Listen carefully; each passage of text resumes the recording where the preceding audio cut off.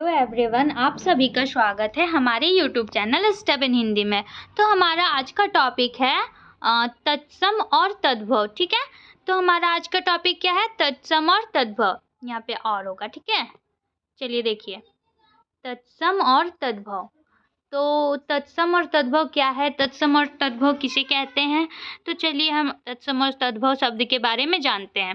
देखिए, तत्सम और तद्भव शब्द हिंदी भाषा के महत्वपूर्ण शब्द जिनका प्रयोग संस्कृत में आए शब्दों को समझने के लिए किया जाता है। ठीक है, तो देखिए, तत्सम और तद्भव शब्द हिंदी भाषा के दो महत्वपूर्ण शब्द जिनका उपयोग संस्कृत में आए शब्दों के समझने के लिए किया जाता है। ठीक है, तो देखिए, तत्सम शब्द क्या है? यहाँ पे हम देख सकते हैं, तत्सम शब्द वे शब्द हैं जो संस्कृत से हिंदी में सीधे आए हैं और जिनका अर्थ भी संस्कृत में जैसा है वैसा ही हिंदी में है। ठीक है, ये शब्द संस्कृत के शब्दों के समान होते हैं और उनका अर्थ भी समान होता है। ठीक है, तो ये जो तत्सम शब्द होता है ना, वो हिंदी और संस्कृत मतलब हिंदी में सीधे आए। ठीक है, जो संस्कृत से आया हुआ शब्द है वो हिंदी में आया है और जिसका अर्थ संस्कृत और हिंदी में समान होता है। ठीक है, कोई चेंजेस नहीं होता है।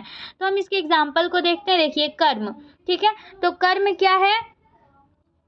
संस्कृत में कर्म का अर्थ होता है, देखिए, संस्कृत में कर्म का अर्थ होता है कार्य या क्रिया और हिंदी में इसका अर्थ होता है समान है। ठीक है, हिंदी में भी कर्म का मतलब काम या फिर क्रिया होता है। ठीक है, सॉरी, क्रिया या कर्म होता है। अब धर्म देखिए, संस्कृत में धर्म का अर्थ है धारण या पालन, हिंदी में भी इसका अर्थ समान है। अर्थ मतलब संस्कृत में भी अर्थ का मतलब है धन या संपत्ति। ठीक है, तो हिंदी में भी इसका अर्थ समान है। मतलब जो शब्द संस्कृत और हिंदी में समान रूप रखता हो, समान अर्थ रखता हो, वो तत्सम शब्द कहलाता है। ठीक है, अब आगे देखते हैं तद्भव शब्द क्या है। तो देखिए, तद्भव शब्द क्या है? तद्भव शब्द वे शब्द हैं जो संस्कृत से हिंदी में आए हैं लेकिन जिनका अर्थ या रूप संस्कृत से भिन्न होता है। ये शब्द संस्कृत के शब्दों से परिवर्तित होकर हिंदी में आए हैं और उनका अर्थ भी परिवर्तित हो गया है। ठीक है, तद्भव शब्द वो होता है जो संस्कृत से हिंदी में तो आया है लेकिन उसका जो अर्थ है वो समान नहीं होता है। ठीक है, उसका अर्थ अलग होता है। हिंदी मतलब जो तत्सम शब्द है उसमें हिंदी और संस्कृत दोनों का अर्थ समान होता है और इसमें डिफरेंस होती है।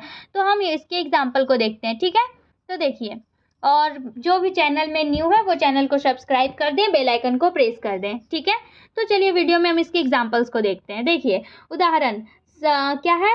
संस्कृत। ठीक है, संस्कृत का अग्नि, सॉरी, यहाँ पे संस्कृत होगा, तो संस्कृत का अग्नि हिंदी में आग हो गया और अग्नि का अर्थ आग, हिंदी का अर्थ भी आग है। ठीक है, मतलब संस्कृत का वृक्ष हिंदी में वृक्ष हो गया।